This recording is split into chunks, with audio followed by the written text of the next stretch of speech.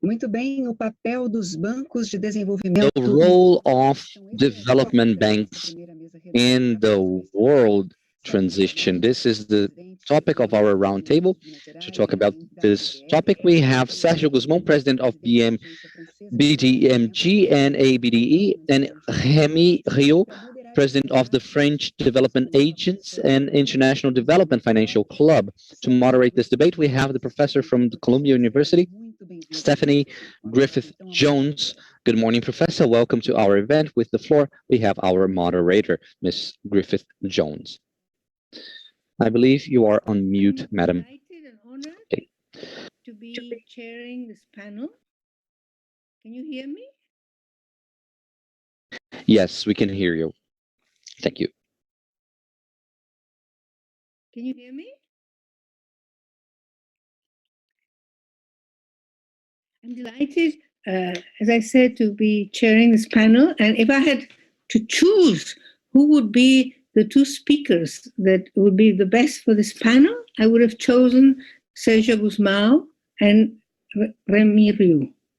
So I'm really delighted and honored to chair this panel, which is about how to reposition development finance institutions to better align them for their counter-cyclical role, so crucial in COVID times, and to support the structural transformation that we so much need, as Rebecca Greenspan was saying in the previous session. So I would like to just stress that development banks, whether they are multilateral, regional, national, or subnational, as BDMG is, are playing a key role in the world economy. And we already have, as data from ABDE shows, over 450 banks. We include all these categories, and they represent over $11 trillion of assets and about $2.5 trillion of loans in the last year, which is financing about 10% of world investment. So development banks are already an important force to be reckoned with and are increasingly recognized as important, particularly after the global financial crisis and after now, during and after COVID. We need them so much. So there is a growing consensus about this great need, and therefore we talk really about a renaissance of development banks, which I think is now happening in many ways. And I want to mention also that I think this meeting, which is excellent, can build on the great meeting that we had convened by ABDE and IDFC, in which Rémy played such a key role, which happened in November in Paris, and where, of course, Sergio Gusmão also presented some very interesting ideas. And in this meeting, which was sponsored by President Macron and the UN Secretary General, we also had a previous research conference, and which I was honored to co-chair the previous research. And I just want to very quickly give you two key conclusions that we reached in this research. The first one was that development banks, to play their role properly, both the counter-cyclical role and the one of financing structural transformation for inclusive and green growth, need sufficient scale. And I think this is a debate that we're now having, because in COVID times, there is so much more need for additional funding by development banks at all levels. And also because of the demands of a green and inclusive transition, there is so much need for additional investment. And the second point that was that to do this well, development banks have to incorporate these of green and inclusive transition into all phases of their financing and of their project design, which is, I think, very important to the final impact.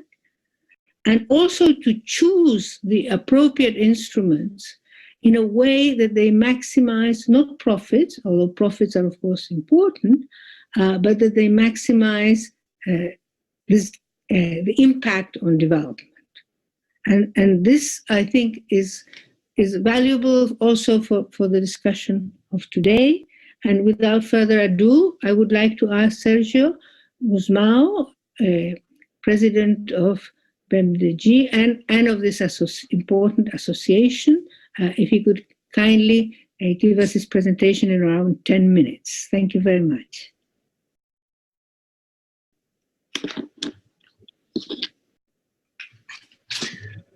Obrigado, professora Stephany.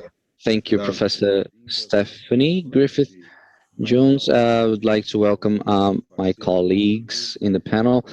First of all, Rémy Rioux, the president of the International Development Finance Club, and Director General of the French Development Agency, ABDE in Portuguese. Professor Stephany Griffith-Jones is a reference for all of us. She works with Institute Policy Dialogue in the Columbia University, and I would like to take the opportunity to remember the very important role Rémy Rioux had in the promotion of financial development institutions in the global level through initiatives like Summit Finance in Common. As it was mentioned here, this event has inspired the recent launch of the Alliance of Subnational Development Banks in Latin America and Caribbean, an initiative supported by BDMG, LIDI, and ABDE, as well as the forum of the Brazilian Development Association. The intellectual leadership of Professor Griffith-Jones, one of the most acknowledged, accomplished researcher of these institutions by means of the University of Columbia, and also worked with the Central Bank of Chile in past decades. It's a pleasure to welcome you to debate, moving from the international experience, the topic of financial institutions in Brazil, which I will now address. First of all, we have this idea of transition, which is in the DNA of the development system in Brazil. The context of Finance in Common, the summit that was mentioned, in that event, we mapped 450 public development financial institutions, summing up to 11.3 trillion, which demonstrates the huge importance of these stakeholders to deliver relevant impacts, relevant results for these local and regional and national economies, with a very important activity in different countries in the world. In the 415 institutions, from those 34 are in Brazil, and 31 of which are represented by the Brazilian by the ABDE. So in Brazil, this is called the National Development System. During the opening ceremony of this forum, I mentioned some of the points about these vigorous system, but I would like to highlight that some of the national banks and federal level and managers of specific public funds, the system counts on a broad network of subnational development institutions, in addition to credit institutions that are the last bastion, but the last hope to deliver private and national resources to development agents. In over 70 years since the end of the last World War, the institutions that comprise the development system, they have been created and modernized by governments at different levels to meet the challenges of transformation of the economy and society in Brazil in all phases of its development. The ABDE Forum of 2021 proposes to all guests the topic Development Banks in a World in Transition. The members and partners of ABDE always had the objective of diagnosing, building proposals for the transitions through which Brazil is experiencing. I will now address the COVID-19 pandemic and the acceleration of transitions through which they're experiencing. In 2020, with the start of the COVID-19 pandemic, the national development system and all development banks around the world faced one of the most severe crises in their history. The transformations at social, environmental, economic levels, all these issues have been accelerated or even worsened, and it became impossible to think of future agendas without taking into account the aftermath of the pandemic in the short and long term. The COVID-19 pandemic also had unequal impacts. The COVID impacts and the mobility restrictions to contain the virus are being experienced at different sectors and regions in Brazil. And in 2020, the Brazilian economy was reduced by 4.1%, and also 4 million people lost their jobs. In spite of being widespread, we had unequal effects. Sectors related to culture, tourism, transport, and personal services in general suffered the most impact. Also, the regions with greater numbers of deaths had greater difficulty in recovering. Some sectors were forced to readapt in order to survive completely transformed market conditions, completely disrupted conditions. Some segments were able to absorb the shocks. Others, such as micro, small, and medium-sized companies, didn't have capital structure and financial liquidity that would be needed in order to face the pandemic. In face of unequal impacts, the development system tried to work in a more targeted manner. So the system mobilized resources and with its sectoral and regional expertise built solutions that enabled the customization of measures and meeting specific demands of those most affected by the crisis. The effort was a fundamental anti-cyclical effort to prevent the collapse of the productive sector in Brazil, similar to what was done in previous crises. The anti-cyclical action is one of the purposes of public development institutions, contributing to reverse economic deterioration by expanding the supply of resources when we have this deterioration in the private sector. But differently from previous, the development system in 2020 tried to put in place targeted anti-cyclical measures, targeting the sectors and segments that suffered the most. And for this, we structured the supply of appropriate resources in face of such a challenging economic situation. And immediately, specific lines were created for the health sector, overwhelmed by the need to produce the overwhelming needs, and especially in terms of SMEs, working capital lines were created with more favorable rates, and also standstill operations allowed helping clients in greater difficulties. Also, the strengthening of digital channels, bringing together the productive sector and society, and providing emergency public resources. In face of the magnitude of the crisis, the system built innovative strategies to mobilize resources from various sources. Apart from direct credit, another important trend was the strengthening of instruments for guaranteeing credit in face of the fiscal restrictions.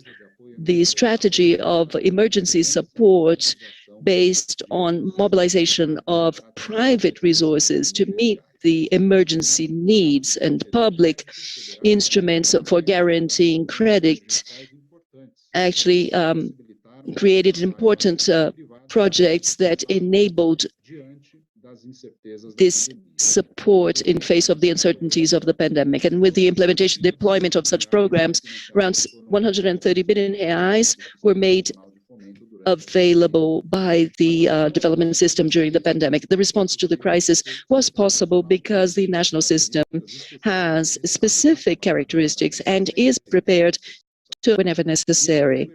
And so I'd like to ask, why was it possible for these institutions to act so promptly in face of the COVID crisis? First, because they are public policy instruments of the controllers. In other words, the federal government, the states that have publicly defined roles by the national and subnational governments. And also they are not aimed only at financial return, but also results in terms of sustainable development.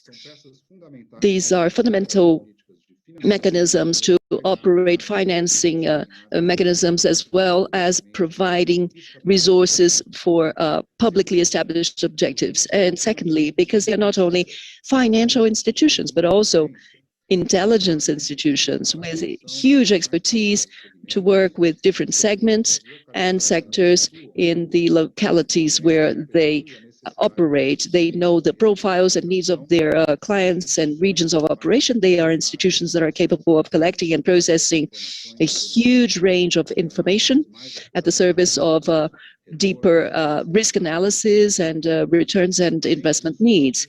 In addition, they also seek to mobilize resources from different sources with better interest rates and longer deadlines. And lastly, because they work in networks and they build cooperation.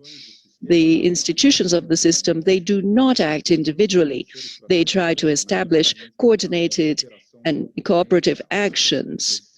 In this sense, they make a link between resources from multilateral and international organizations such as the FDA and funds, public funds, and also at the national and subnational last mile institutions in order to articulate public policies at different levels, and also meeting or actually covering the whole national territory. COVID-19 was a lesson to be learned in the construction of transition agendas towards sustainability and inclusion. These characteristics that allow prompt action by the development system in face of the pandemic turns its members into key players for the next steps and the construction of recovery policies that are aligned with sustainable development objectives. The COVID crisis was also a lesson for these institutions in Brazil and the world, bringing greater clarity about the roles and strategies that can deliver results with greater effectiveness. 3 lessons emerge. First, focus and targeting is necessary, and also tips that are agreed socially, pursuing clearly defined goals. We need to explore the potential of innovative instruments that will strengthen the role of development institutions as mobilizers of resources and funds from several sources, both international and private. The third lesson is related to the need to build more resilient societies, both socially and environmentally capable of absorbing more easily the risk of crisis, global crises, such as the COVID-19 pandemic. This does not occur only in Brazil. The importance of public financial institutions in mobilizing resources for sustainable development agendas has been highlighted and renewed at the international level in the last rounds of global agreements since the Addis Ababa Agenda for Action and the recent financing summit. The modern perspective brings long-term financing to the center of the debate in meeting the needs of sustainable development priorities, as presented in the previous panel by our partner, Rebecca, and also Richard Martinez from the Inter-American Development Bank. In the case of Brazil, there are huge opportunities for investment in sustainable transition, which can help in our economic recovery. We know that the Brazilian economy was not going through its best moment when it was hit by the pandemic, and we were still recovering from loss of 6.7% experienced in the previous period. So in the deficit in the public sector in the same year actually reached 0.85% of the GDP, still dropping. And so in face of low investment rates and fiscal restrictions, we actually reached 4.3% of GDP in the next 10 years, according to calculations by the IGP.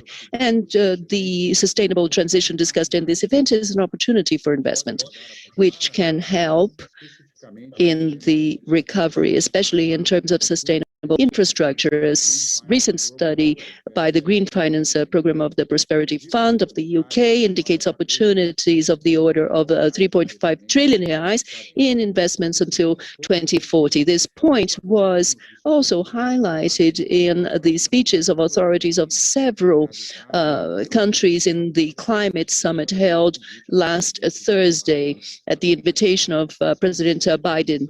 And the transition policies towards more sustainable economy should be formulated as important drivers of employment in the next decades. And to this sense,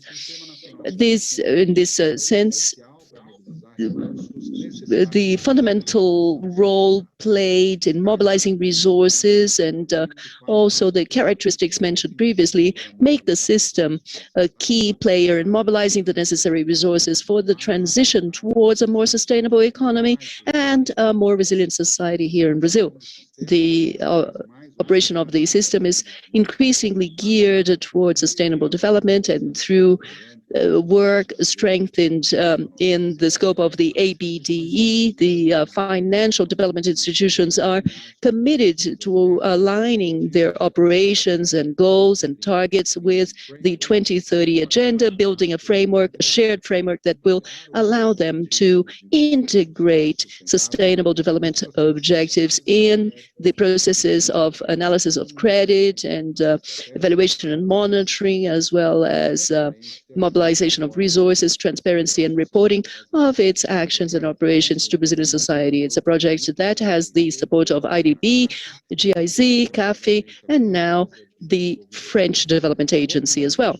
And as intelligence institutions, the development banks and agencies are preparing to monitor strategic information that will allow refining policies and redirecting resources towards sustainable investments, trying to integrate sustainability criteria in project pipelines with the private sector, especially with the public sector. The institutions have been also using innovative financial instruments supported by the several principles, the partnership, public-private partnerships to enable private resources in sustainable projects as well. And in this sense, two Brazilian institutions have pioneered the launching of the green bonds and also sustainable bonds. And also a pioneer is the Minas Gerais Development Bank. And so we are going to explore this experience on Thursday during the panel promoted by ABDE at this development forum.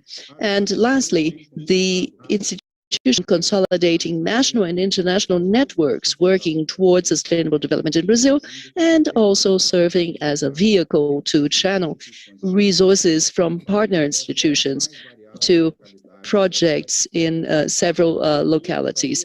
And I'd also like to highlight that the development system is aware of the challenges it faces and knows that it will have more chance of being successful if it articulates or brings together both national and subnational partners and international partners and coordinated networks that will serve not only to channel resources, but also to exchange experiences and strengthen institutional capacities. Thank you very much. Thank you very much, Sergio, for this comprehensive and excellent overview of the system of development banks. And I now have the pleasure to give the floor to Rémy Rioux, who, as I mentioned briefly, took the initiative and chaired the major conference and summit of world leaders, where most of the development banks of the world were represented. and also he, at the same time, was heading this important agency, ABDE. So I'm not sure whether Rémy has a chance to sleep, but he seems to be at the same time in lots of different places. So it's a great pleasure to introduce you, Rémy.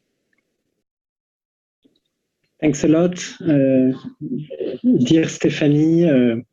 Well, you're a lighthouse for all of us in this work for so long, and especially last year.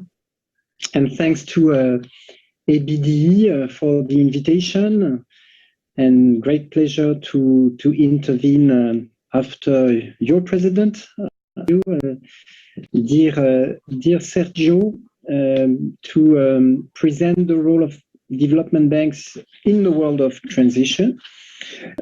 So I have a small presentation I will pass through rapidly, maybe asking you, can you...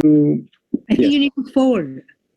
So I wanted to start with the big picture, and you probably know this graph that is representing well the revolution we are living since 2015, adding a second dimension actually to how we think about development. So you know the human HDI, that's the usual vision of development.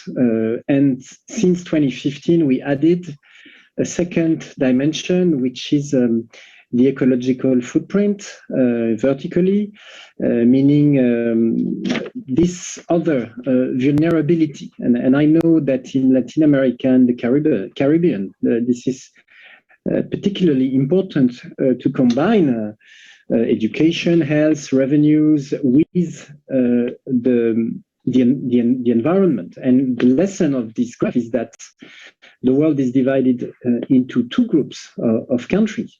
Those that have a high human development index, but also an unsustainable ecological footprint on the right, and those that have a low HDI, but also a low footprint. And all of us, we have to transition to reach a world with, of course, good health, good education, but also a sustainable economic system and societies. And bad news is that nobody has landed in this zone for now. And so we certainly have to learn from each other, from our relations that are happening everywhere in the world. And we need financial instruments to organize it and to exchange and to invest and to make the transition as rapidly as possible. Next, please. Next slide. Yes, so I'll be short on this. This is the message of 2015, and my point is it is only reinforced by what are happening since 2020, because the need for the transition is only accelerating, and the crisis in this perspective is extremely different from that of 2008, 2009, the financial crisis. And this is also a moment where we see so many actors. The summit last Thursday on climate was exemplary in this perspective, hosted by Joe Biden, with so many leaders and financial institutions, all searching to build back better, all searching to reinvent, reorient the financial sector to face the counter-cyclical needs, as well as finance the structural transition. This is what we phrased Article 2.1c, the Paris Agreement I negotiated in 2025. Next slide. And it comes, of course, to the very key role that public development banks can play in this situation. Next, please.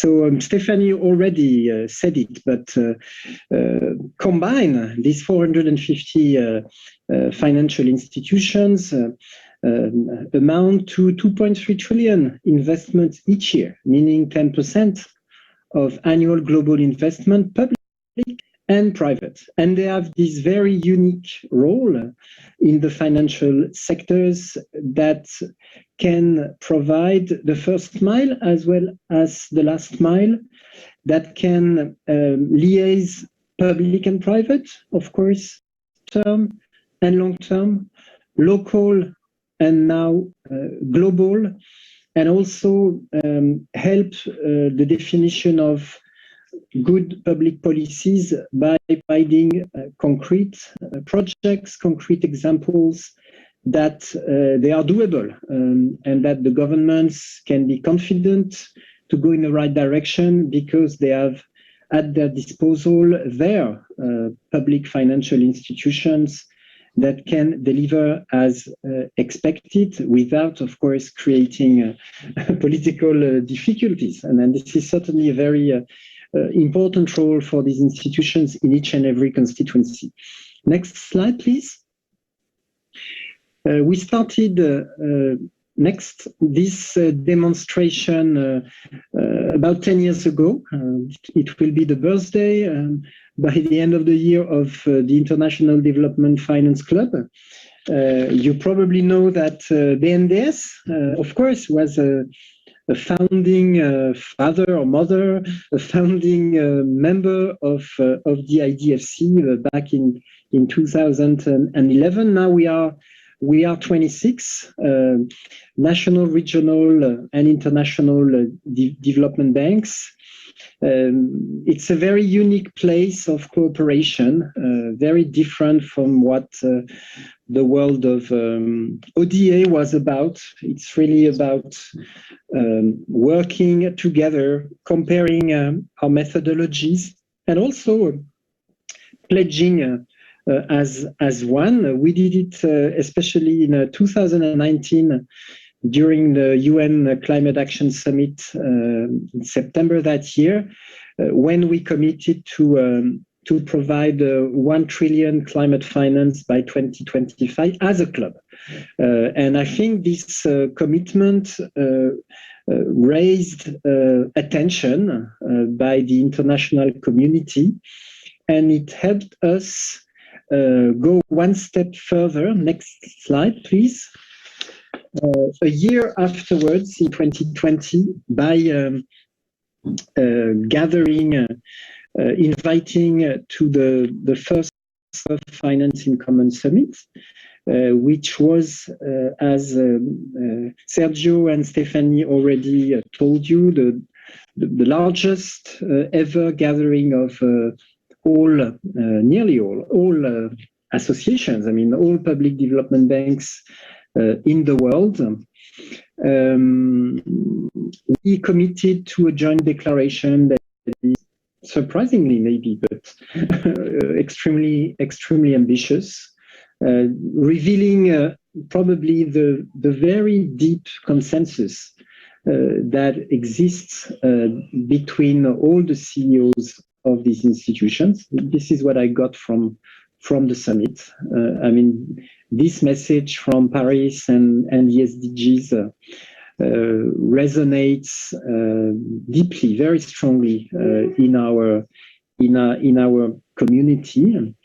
We launched several sub coalitions, somehow identifying a sort of I would say global public financial architecture. The crisis we're living on.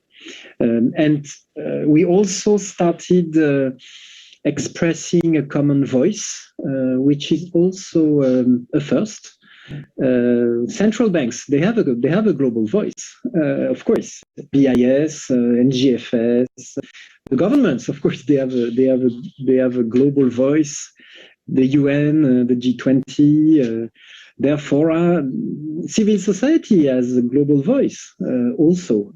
the private sector, commercial banks, investors, they have a global voice. That was not the case of public banks until last year. And I think this fragmentation was detrimental because this voice is helpful, not to replace the others, but to contribute to imagine and implement common, collective, inclusive, positive solutions. And so this group with the multilateral development banks at the top, of course, of the pyramid, but able to work as platforms and to embark hundreds of their peers in single movement.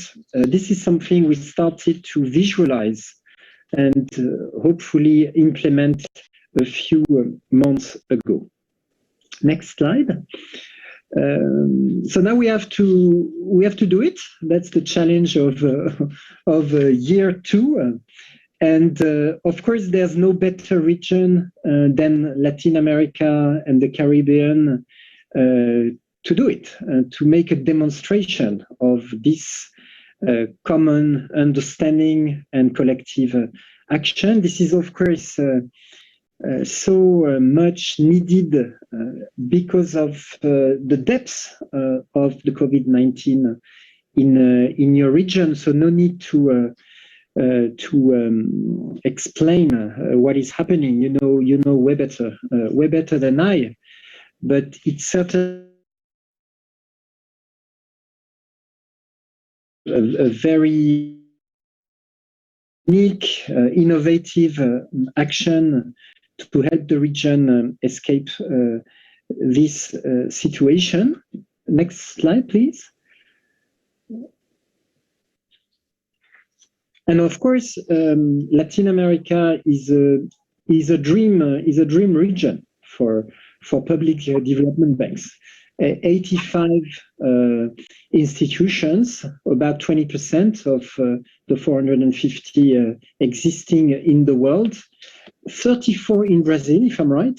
That's a world record, probably. So Brazil has a very special lesson, special say to share with the rest of the world. And of course, you all know what ABDE and ABDE for the whole region are providing very strong, very efficient networks to help their members to progress in the way they do business. Next slide, please. We know it very well at AFD, so the National Public Development Bank of France. I'm heading because, like KfW or others, this is a very operational issue for us. Because you are members of ABDE, you are our clients, and so we know very precisely what you are doing, the credibility of your financing. So I was just mentioning that we have ongoing projects with BRDE, BDMG, BNDES, and ongoing discussions with Bampara, BADES, DSP, Desenbaia, Banco do Brasil. Philippe Orliange, our regional director based in Brasilia, is in this virtual room, leading all these very important for us and very active discussions with all of you. And we started this year a cooperation, as Sergio mentioned it, with ABDE to work on what SDGs alignment means for all of us. Next slide. Very shortly, also highlight the launch of this new coalition of subnational development banks. That is extremely important because they have the capacity to reach very deeply in our constituency the cities, the communities, and of course, they can convince, they can help change the way we invest, the way we consume, like no international organization, including AFD, will ever be able to do it. So I wanted to thank Sergio on this as well, because he was instrumental in launching this specific coalition and a global voice. I close by next slide, please.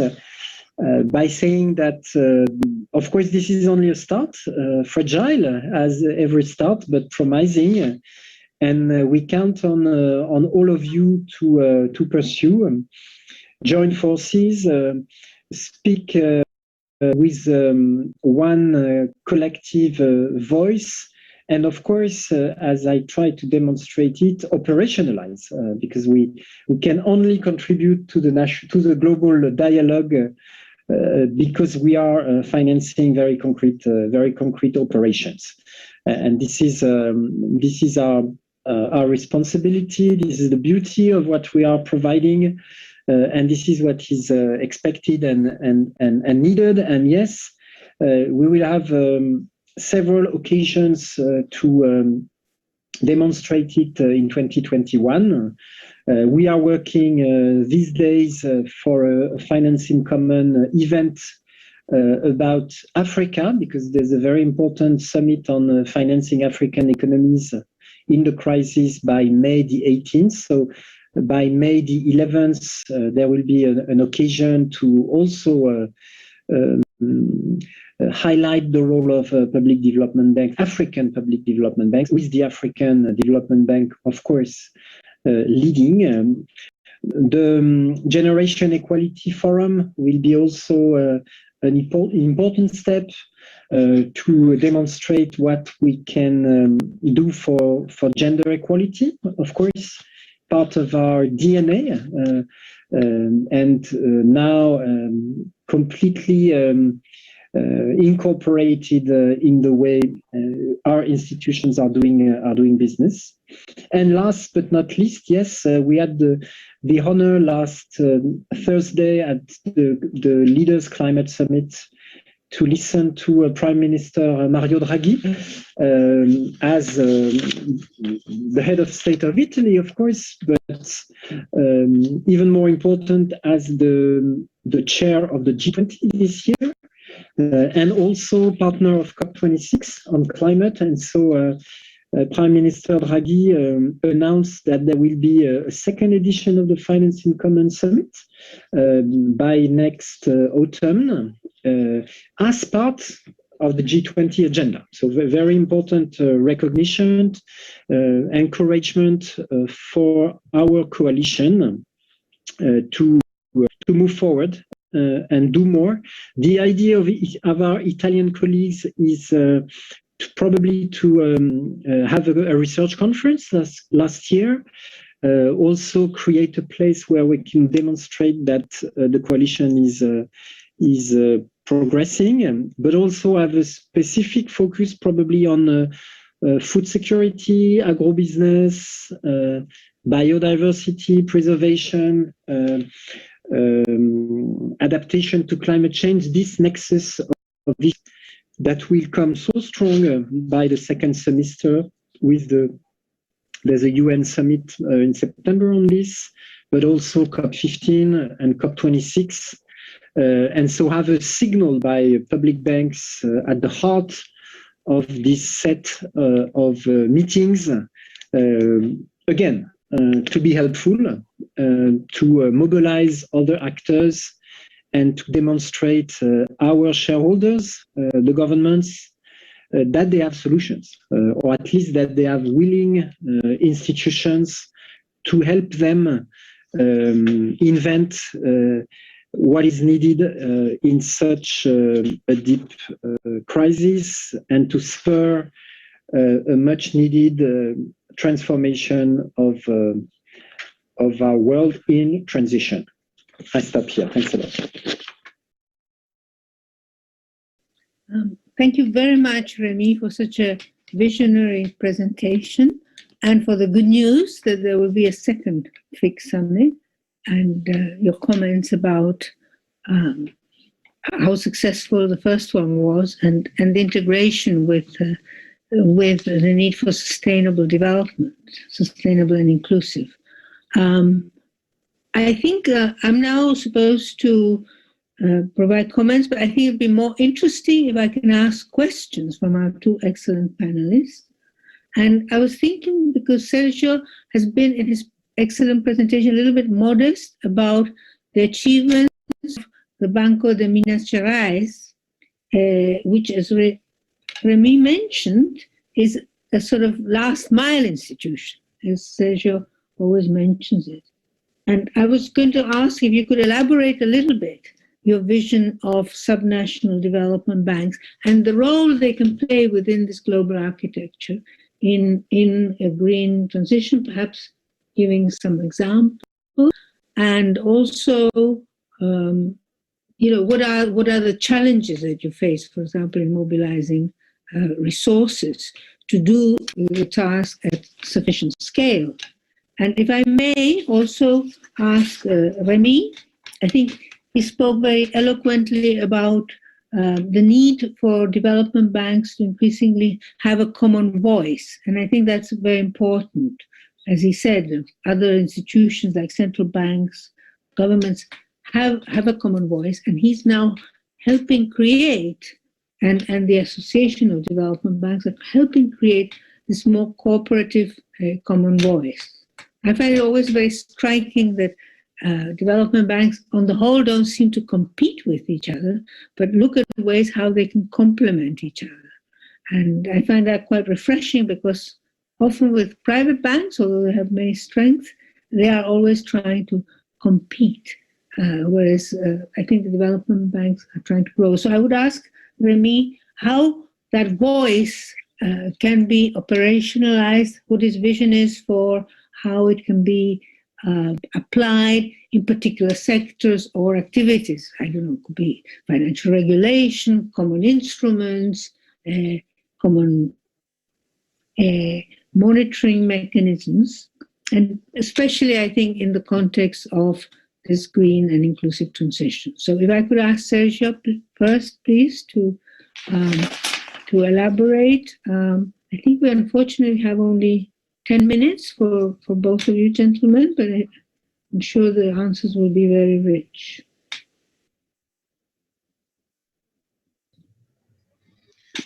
Muito obrigado, professora Stephany. Thank you, Professor Stephany. It's a great question. I am wearing two hats, president of ABDE and also president of the Development Bank of Minas Gerais. With it's celebrating its 59th anniversary this year. As I said in the opening of the panel, development banks and financial development institutions in Brazil have been through several tests and challenges and adaptations along their history. In the case of the Minas Gerais Bank, it was no different.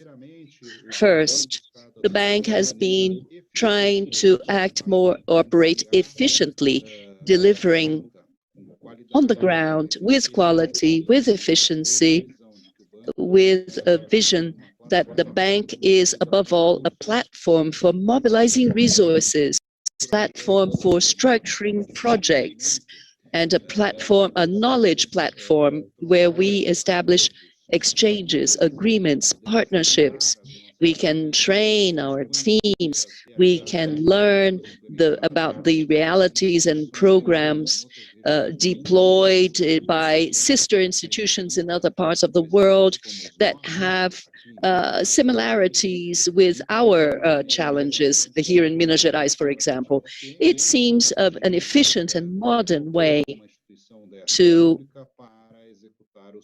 get a public institution such as ours to play its role and its mandate as established in its when it was created. So that's why we use a digital platform to operate with micro and small companies. Also on diversity programs where we support micro and small companies where women detain at least 50% of the social capital. These are companies led by women.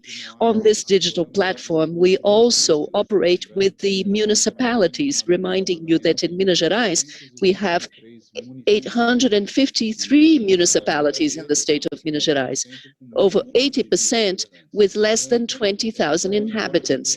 So it's a history of capillarity and efficiency to reach all these municipalities with a digital platform, with a special line for financing sustainable cities, helping mitigate and adapt municipal infrastructures to the effects of climate change as well. And also there are projects aligned with the UN 2030 agenda. Simultaneously, this global voice that Rémy helped shape through the Summit Financing in Common and other partnerships of the French Development Agency will facilitate a range of collaborations, also in the collaboration and co-financing with other development institutions, both at national and international levels, allowing the sharing of risks and operation in more challenging regions where there is a lot of scope for development institutions. And lastly, we try to operate on the ground with scale and capillarity so that we can transform reality as last mile banks and implement the global agendas. Also, very often drawing on the the high ratings that international multilateral institutions or even the French Development Agency in the raising of resources that we can mobilize very efficiently on the ground so that we can also help our international partners, helping them to fulfill their mandates and strategies as well. So it's a win-win relationship in a kind of cascade that begins with the major multilateral banks coming down through the regional development banks and agencies and international agencies and getting to the national banks and subnational banks very efficiently in a collaborative strategy that is very interesting and greatly facilitated by the kind of meeting that we're having today. So this is what I would like to respond to you, Professor. Thank you very much. Thank you very much, Sergio, for such a clear answer and also very visionary of this broad development finance architecture, which has always sort of existed implicitly, but now with the Fix in Common, with your initiatives, is actually being developed as we speak. With this, I would like to ask Rémy if he could elaborate more on this expansion of the voice and how it can be operationalized, because I think his leadership on this will be very valuable, and how, for example, these dimensions of low carbon and inclusiveness, both domestically and internationally, can be developed better through this common voice. Thank you, Stephany and Sergio. I can only reinforce what Sergio said about the partnership between BDMG and ABDE. Yes, you were talking about complementarity. You were talking, Stephany, about a world of cooperation more than competition. And this is what we are doing together. We do not have the same mandate, of course. I'm an international actor. Sergio is a subnational development bank. But what we realized through the various credit lines and discussions and research and partnerships now beyond ourselves that we are doing together is that we share the same values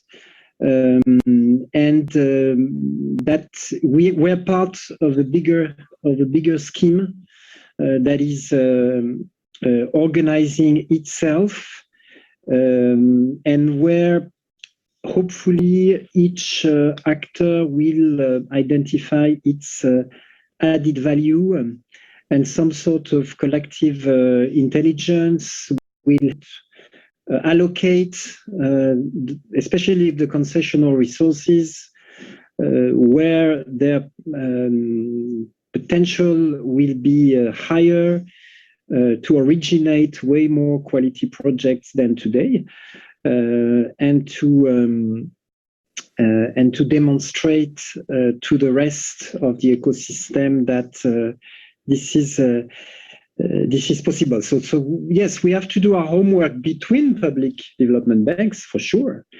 And on this, I really want to commend and thank our multilateral colleagues, because of course they are key. They have globally with the World Bank, or in each region with the multilateral like the IDB, they have a special legitimacy that is multilateral, and they have also special resources, and so they have a special role to play, helping yes, make this scheme explicit, and probably change the center of gravity of the whole system, to make it closer to the communities, to make it closer to the projects, probably than today, in a sort of a seamless architecture. Again, as Sergio and I are referring to. That's for our homework. Of course, this is interesting, but it's interesting only in our capacity. You're right, Stephany, to liaise and help the work of other actors. And so that's why the G20 recognition is so important, because it's a new signal showing that governments, our shareholders, will pay attention to what we are building. And so I hope that by the summit in Italy in November, we will have demonstrate our usefulness even strongly than today. You mentioned central banks. Of course, they are these days providing so much liquidity that has to land somewhere. And so I know central bankers that are very attentive to what we are doing to help this creation of money transform into concrete projects. And they are also our supervisors, so they can for a decarbonized economy, they can certainly progressively instill incentives in the system for us, but also for private to go in the right direction. And for climate first, then for biodiversity, then what is discussed these days in the world of central bank, which is fascinating. Private finance also can help us a lot transform, structure ourselves. We are in a very special moment where private financiers are turning to us, probably because they know that they will not be able to guarantee the returns that were expected from them, but their shareholders are not convinced yet. So they are waiting for de-risking instruments, the time for them to explain that the world has changed, and that you have to factor in other dimensions that were not priced for now in the way they were working. And last but not least, especially in your region, I think that civil society can also help, because we are very special instruments in our capacity as public entities, of course, but also as concrete actors to dialogue with civil society organization and provide a sort of entry point for them in the public system. Not to be only in advocacy, but also to help find common ground and in a very political way to contribute to the much needed consensus in each and every country if we want to face in a sustainable way the crisis. So I stop here, but we have to do it between ourselves, and others will also help from the outside to have the group move forward. Thank you very much, both Sergio and Rémy. Just to comment very briefly, because we're running late, I think that the last concept that Rémy gave about how central banks with massive liquidity, how the large savings in the world and also private are looking at ways that they can, and Stiglitz always talks about this, how they can channel especially long-term finance to the right projects that are so crucial for sustainable and inclusive development and dynamic development. And I think development banks public development banks are increasingly recognized now as this mechanism and instrument, or one of the key mechanisms and instruments. And I think this battle is being won internationally in Europe, where, for example, the role of the European Investment Bank is continually increased, where practically every country now has a national development bank. In Asia, growing interest also in Africa. And I think this is something that Latin America must see with interest, this growing enthusiasm for public development banks, because Latin America were pioneers, as you both pointed out initially, in creating development banks, but sometimes it's lost a little bit the enthusiasm. But I think it's good to bring this international dimension through presentations like that of Rémy, to show how there is a growing interest in these development banks, particularly they're well run. So thank you very much. It's been a real pleasure to be able to chair this brilliant presentations, and I look forward to future discussions. Thank you very much. Thanks a lot, Stephany, Sergio. Mm-hmm.